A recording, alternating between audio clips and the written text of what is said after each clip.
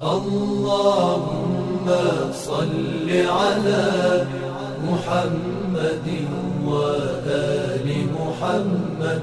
اللهم صل على محمد وآل محمد. اعوذ باللہ من الشیطان الرجیم. بسم اللہ الرحمن الرحیم. یا ایہا الذین آمنوا قوا انفسکم واہلیکم نارا وقودها الناس والحجارہ. ناظرین محترم، السلام علیکم ورحمۃ اللہ وبرکاتہ. تربیت فرزند کے موضوع پر کچھ گفتگو جاری تھی. تربیت کی تعریف بیان کرنے کی کوشش کی اور یہ بیان ہوا کہ تربیت سے مراد جو ہے کسی ایک انسان کا دوسرے انسان میں موجود بالقوہ صلاحیتوں کو نکھارنا، یا اگر کوئی متربی کسی غلط رفتار یا کسی غلط صفات کا مالک ہو تو اس کی اصلاح کرنا، اس کا نام تربیت ہے. تربیت کے حوالے سے جب یہ آیت نازل ہو گئی، آیے وقایہ سے معروف ہے یہ آیت، تو رسول امام جعفر صادق سلام اللہ علیہ فرماتے ہیں کہ جب یہ آیت نازل ہو گئی تو رسول خدا صلی اللہ علیہ وآلہ وسلم نے جب اپنے اصحاب تک یہ آیت پڑھ کر سنایا تو اصحاب میں سے ایک صحابی کھڑے ہو کر روتے ہوئے یہ کہا، یا رسول اللہ، ہم اپنے آپ کو جو ہے جہنم کی آگ سے نہیں بچا سکتے. تو یہ عظیم ذمہ داری، یہ بہت بڑی ذمہ داری ہمارے اوپر خداوند متعال کی طرف سے ہمیں سونپی گئی ہے کہ ہم کس طریقے سے جو ہے اپنے اہل و عیال کو بھی بچائیں. تو رسول خدا صلی اللہ علیہ وآلہ وسلم نے جواب میں فرمایا، اے میرے اصحاب، اس سے مراد یہ ہے کہ جس طرح تم اپنے نفس کے بارے میں اپنے نفس کو امر کرتے ہو کسی واجبات کے انجام دینے کے حوالے سے، اور اسی طرح اپنے نفس کو نہی کرتے ہو محرمات سے اجتناب کرنے کے لیے، اسی طرح اگر تم اپنے اہل و عیال کے لیے بھی واجبات دینی کو انجام دینے کے لیے امر کرے اور محرمات سے بچنے کے لیے نہیں کرے تو گویا تم نے یہ عظیم ذمہ داری تم نے نبھایا ہے.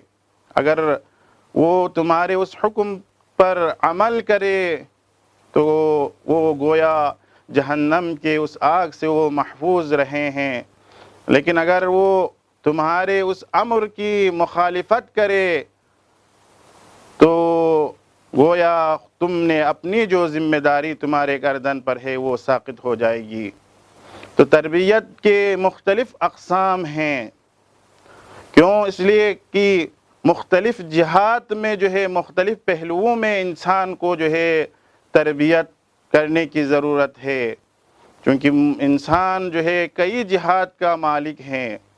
اسی لیے خداوند متعال نے بھی فقط اور فقط خود قرآن مجید کو بیچ کر اکتفا نہیں کیا، بلکہ انسان کی اس ضرورت کے پیش نظر مختلف لوگوں کو انسان کی شکل میں انسانوں کے درمیان منتخب کیا، 1,24,000 انبیاء کی شکل میں، چہردہ معصومین کی شکل میں، تاکہ لوگوں کی تربیت کر سکے.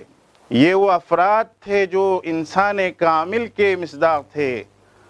اگر ہم کسی کی تربیت کرنی ہے تو اگر مختلف جہات سے اگر ہم اس کی تربیت کر سکیں تو گویا ہم نے اس عظیم ذمہ داری کو ہم نبھا سکے ہیں. وَإِلَّا ہم صرف ایک جہت سے اس کی تربیت کریں لیکن دوسری جہت میں وہ کمزور رہ جائے تو اس تربیت کا کوئی خاص فائدہ نہیں ہے.